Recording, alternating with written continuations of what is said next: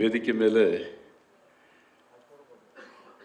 ನಾನೇನು ಹೊಸದಾಗೇನು ಹೇಳೋದು ಬೇಡ, ಆದರೂ ಈ ಚಿತ್ರದ ಒಂದು ಮೊದಲನೆಯ ಒಂದು ಪತ್ರಿಕಾಗೋಷ್ಠಿನ ಇಲ್ಲಿ ಮಾಡ್ತಾ ಇದ್ದಾರೆ. ತುಂಬ ಖುಷಿಯಾಯಿತು ನನಗೂ. ವಿಷ್ಣು ಅವರಾಗ್ಬೋದು, ಶರತ್ ಸರ್ ಆಗ್ಬೋದು, ಪ್ರಭುದೇವ ಅವರಾಗ್ಬೋದು, ಡೈರೆಕ್ಟರ್. ನಾನು ಈ ಒಂದು ನಾನು ಫಸ್ಟ್ ಅದು ನಿಮ್ಮ ಎಲ್ರಿಗೂ ಅದೇ ಒಂದು ಡೌಟ್ ಇರುತ್ತೆ, ಏನಕ್ಕೆ ಫಸ್ಟ್ ಇಲ್ಲಿ ಮಾಡ್ತಾ ಇರ್ಬೋದು ಅನ್ನೋ ಒಂದು ಕ್ಯೂರಿಯಾಸಿಟಿ ನಿಮಗೆಲ್ಲ ಇರ್ಬೋದೇನೋ.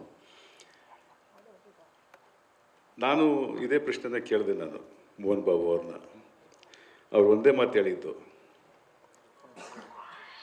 ಚಿತ್ರರಂಗಕ್ಕೆ ಭಾಷೆ ಅನ್ನೋದಿಲ್ಲ, ಆದರೆ ಎಲ್ಲೋ ಒಂದು ಕಡೆ ಮನಸ್ಸು ನನಗೆ ತುಂಬ ಇಷ್ಟ ಪಡೋವಂಥ ಒಬ್ಬ ವ್ಯಕ್ತಿ ಕರ್ನಾಟಕದಲ್ಲಿ ಅಂಬರೀಷ್ ಅವರಿದ್ದರು. ಅವ್ರು ಇವತ್ತಿಲ್ಲ. ಆ ನೆನಪಿಗೋಸ್ಕರ ನಾನು ಖಂಡಿತವಾಗ್ಲೂ ಅಲ್ಲಿ ಮಾಡಬೇಕು ಅನ್ನಿಸ್ತು.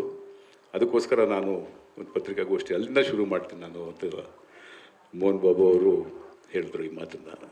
ತುಂಬ ಖುಷಿಯಾಯಿತು, ಯಾಕೆಂದರೆ ನಾನು ಕಣ್ಣಾರೆ ನೋಡಿದ್ದೀನಿ ಅಂಬರೀಷ್ ಅವರ ಮತ್ತು ಮೋಹನ್ ಬಾಬು ಅವರು. ಆ ಒಂದು ಸ್ನೇಹನ ನಾವು ಎಷ್ಟೋ ಕಡೆ ಚಿತ್ರದಲ್ಲಿ ನೋಡಿರ್ಬೋದು, ಇಲ್ಲಾಂದರೆ ಪುಸ್ತಕದಲ್ಲಿ ಓದಿರ್ಬೋದು, ಆದರೆ ಎದುರಿಗೆ ಕಣ್ಣಾರೆ ನೋಡಿದವ ನಾನು ನಿಜವಾಗ್ಲೂ ಪುಣ್ಯವಂತ ಅಂತ ಹೇಳೋಕ್ಕೆ ಇಷ್ಟಪಡ್ತೀನಿ. ಆ ಒಂದು ಸ್ನೇಹ ಖಂಡಿತವಾಗ್ಲೂ ಎಲ್ಲೂ ನೋಡಿಲ್ಲ ನಾನು ಆ ಥರ. ಸೊ ಅಷ್ಟು ಆ ಒಂದು ಸ್ನೇಹ ಅನ್ನೋದ ಇಲ್ಲ ಅಣ್ಣ ತಮ್ಮ ಅಂತಾರೋ ಅದಕ್ಕೇನು ಅಂತಲೂ ಗೊತ್ತಿಲ್ಲ ನನಗೆ. ಅಷ್ಟು ಖುಷಿಯಾಗೋದು. ನಿಮ್ಗೆಲ್ರಿಗೂ ಗೊತ್ತು, ಅಂಬರೀಷ್ ಅವ್ರ ಸ್ವಭಾವ ನಗಿಸ್ತಾ ಇರ್ತಾರೆ, ತಮಾಷೆ ಮಾಡ್ತಾ ಇರ್ತಾರೆ. ಸೇಮ್ ಅದೇ ಥರನೇ ಮೋಹನ್ ಬಾಬು ಅವರು. ಸೊ ಇಂಥ ಒಂದು ಸಂದರ್ಭದಲ್ಲಿ ಕಣ್ಣಪ್ಪ ನನಗೆ ಒಂದಿನ ಫೋನ್ ಮಾಡಿ ಮೋಹನ್ ಬಾಬು ಅವರು ಈ ಚಿತ್ರದ ಬಗ್ಗೆ ನಾನು ಅಂದರೆ ಮಾತಾಡಬೇಕು ಬಾ ಅಂತ ಕರೆದು, ಸರಿ ಮಾತಾಡ್ತಾ ನನಗೆ ಒಂದಷ್ಟು ಟೀಸರು ಟ್ರೈಲರ್ ಎಲ್ಲ ತೋರಿಸಿ ಪಿಕ್ಚರ್ ನೋಡು ಅಂದರು. ನಾನು ಐ ಡಿಂಟ್ ಎಕ್ಸ್ಪೆಕ್ಟೆಡ್ ಪಿಕ್ಚರ್ ನೋಡು ಅಂತ ಹೇಳ್ತಾರೆ ಅಂತ. ಪಿಕ್ಚರ್ ನೋಡಿದೆ ನಾನು. ನಿಜವಾಗಲೂ ತುಂಬ ಖುಷಿ ಆಯಿತು ನನಗೆ.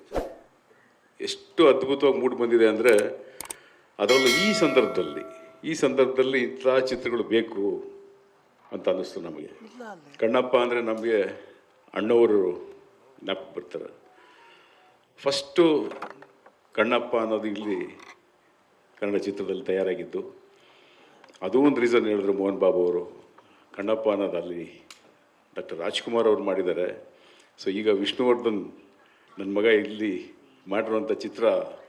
ಸೊ ಅದು ಒಂದು ಖುಷಿ ನನಗೆ ಅನ್ನೋದು ಒಂದು ಅವರ ಸೆಂಟಿಮೆಂಟ್. ಅದನ್ನೆಲ್ಲ ಅವ್ರನ್ನ ಹೇಳ್ಕೊಂಡು ಬರ್ತಾ ಈ ಚಿತ್ರ ತೋರಿಸಿದಾಗ ನನಗೆ ಅಷ್ಟು ಖುಷಿ ಆಯಿತು. ನನಗೆ ಎಕ್ಸ್ಪೆಕ್ಟ್ ಮಾಡಿರಲಿಲ್ಲ. ನನಗೆ ಕ್ಯಾಸ್ಟಿಂಗು ಗೊತ್ತಿರಲಿಲ್ಲ. ನನಗೆ ಯಾರಿಲ್ಲ ಅದರಲ್ಲಿ ಅನ್ನೋ ಪ್ರಶ್ನೆ ಯಾರು ಮಾಡೋಕ್ಕಾಗೋದಿಲ್ಲ. ಎಲ್ಲರೂ ಇದ್ದಾರೆ ಆ ಚಿತ್ರದಲ್ಲಿ. ಸೊ ಒಂದೊಂದು ಆ ಚಿತ್ರದ ಸನ್ನಿವೇಶಗಳು ಎಲ್ಲೋ ಒಂದು ಹೊಸತನವಾಗಿ, ಕಣ್ಣಪ್ಪ ಅಂದರೆ ನಾವೆಲ್ಲೋ ಬೇರೆ ಏನೋ ಪ್ರಪಂಚದಲ್ಲಿದ್ದೀವಿ. ಇದು ಕಣ್ಣಪ್ಪ ಚಿತ್ರದಲ್ಲಿ ಇಂಥ ಒಂದು ನೀವು ನೋಡಿದ್ದೀರ, ಟ್ರೈಲರ್ ನೋಡಿದ್ದೀರಾ, ಆ ವಿಷುವಲ್ ಆಗ್ಬೋದು, ಆ ಮೇಕಿಂಗ್ ಆಗ್ಬೋದು. ಐ ಥಿಂಕ್ ಫಸ್ಟ್ ಟೈಮ್ ನಾನು ನೋಡಿದ್ದು ಈ ಥರ ಚಿತ್ರಗಳನ್ನು ಆ ಒಂದು ಅದ್ಭುತವಾಗಿ ಚಿತ್ರೀಕರಣ ಮಾಡಿ ಪ್ರೆಸೆಂಟ್ ಮಾಡ್ತಾ ಇರೋದು ನೋಡಿದ್ರೆ ತುಂಬ ಖುಷಿಯಾಯಿತು. ಆಮೇಲೆ ನಾನೇ ಪ್ರಶ್ನೆ ಮಾಡ್ತಿದ್ದೆ, ನಿಯರಿಂಗ್ 100 days ನ್ಯೂಜಿಲ್ಯಾಂಡಲ್ಲಿ ಈ ಚಿತ್ರೀಕರಣ ನಡೆದಿದೆ, ಇದು ಯಾರೂ ಮಾಡೋಕ್ಕಾಗೋದಿಲ್ಲ. ನಾನೇ ಪ್ರಶ್ನೆ ಮಾಡ್ತಿದ್ದೆ ಮೋಹನ್ ಬಾಬು, ಹೆಚ್ಚು ಕಮ್ಮಿ 100 ದಿನಗಳು ನೀವು ಅಲ್ಲಿ ಹೋಗಿ ಶೂಟ್ ಮಾಡಿದ್ದೀರಾ, ಎಷ್ಟು 100-150 ಜನ ಇಲ್ಲಿಂದ ಕರ್ಕೊಂಡೋಗಿ, ಅದು 2 ಶೆಡ್ಯೂಲು ಸಿನಿಮಾ ಮಾಡಬೇಕು ಅಂದರೆ ಇವತ್ತು ಈ ಥರ ಸಿನಿಮಾ 2 ಗಂಟೆಗೆ ಬೇಕು ನಿಜ ಹೇಳಬೇಕು ಅಂದರೆ ಇವತ್ತಿಲ್ಲಿ. ಸೊ ಅಂಥ ಒಂದು ಅದ್ಭುತವಾದಂಥ ಚಿತ್ರನ ಮಾಡಿದ್ದಾರೆ. ಖುಷಿಯಾಯಿತು ನನಗೆ. ಈ ಚಿತ್ರನ ನೀನೇ ಡಿಸ್ಟ್ರಿಬ್ಯೂಷನ್ ಮಾಡುವವರು. ಆಯ್ತಣ್ಣ ಅಂತ ಹೇಳಿದೆ ನಾನು. ಸೊ ಅದೊಂದು ಜವಾಬ್ದಾರಿ ನನ್ನಲ್ಲಿದೆ. ಖಂಡಿತವಾಗ್ಲೂ ಇಂಥ ಒಂದು ಚಿತ್ರದಲ್ಲಿ ಕ್ಯಾಸ್ಟಿಂಗು ಅದ್ಭುತ ಬಿಡಿ. ಅದು ನಿಮಗೆ ಅಕ್ಷಯ್ ಕುಮಾರ್ ಇದ್ದಾರೆ, ಶರತ್ ಅವರು ಇದ್ದಾರೆ, ನೀವು ಇಲ್ಲಿ ನೋಡ್ತಾ ಇದ್ದೀರಾ, ಮೋಹನ್ ಲಾಲ್ ಇದ್ದಾರೆ,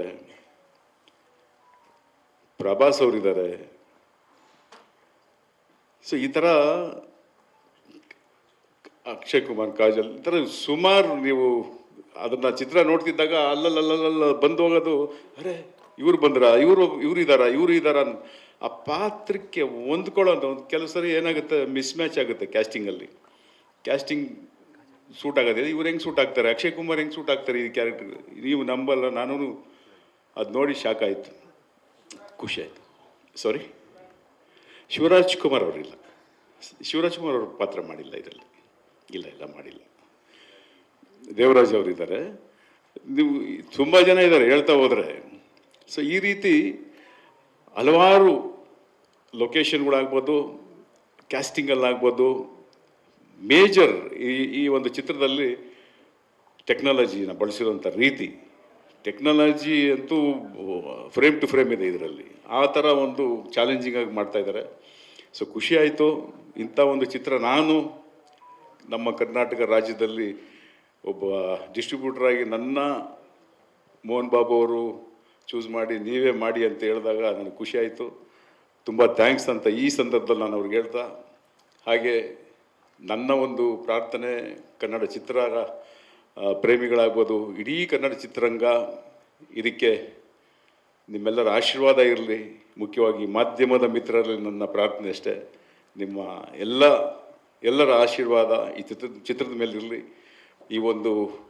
ಇವತ್ತು ನಿಮಗೆಲ್ಲ ಗೊತ್ತಿದೆ, ಒಂದೊಂದು ಚಿತ್ರಗಳು ಮಾಡೋದಕ್ಕೆ ಎಷ್ಟು ಕಷ್ಟಪಡ್ತೀವಿ, ಮಾಡಿದ ಮೇಲೆ ಅದನ್ನು ಮಾರ್ಕೆಟಿಂಗ್ ಮಾಡೋದು ಎಷ್ಟು ಕಷ್ಟಪಡ್ತೀವಿ, ಮಾರ್ಕೆಟಿಂಗ್ ಆಗುತ್ತೋ ಬಿಡುತ್ತೋ, ಒಬ್ಬ ನಿರ್ಮಾಪಕ ಎಷ್ಟು ರಿಸ್ಕ್ ಮಾಡಿ ಅದನ್ನು ರಿಲೀಸ್ ಮಾಡಿ ಅದನ್ನು ಗೆಲ್ಲಿಸೋದಕ್ಕೆ, ಅದನ್ನು ಚೇತರಿಸ್ಕೊಳ್ಳೋದಕ್ಕೆ ಇವತ್ತು ನೂರಾರು ಕೋಟಿ ಸ್ಟೇಕ್ಸ್ ಇರ್ತದೆ. ಅಂಥ ಒಬ್ಬ ನಿರ್ಮಾಪಕನ ನಾವು ಕಳ್ಕೊಂಡು ಹೋಗಬಾರ್ದು ಅನ್ನೋದೇ ನನ್ನ ಒಂದು ಉದ್ದೇಶ.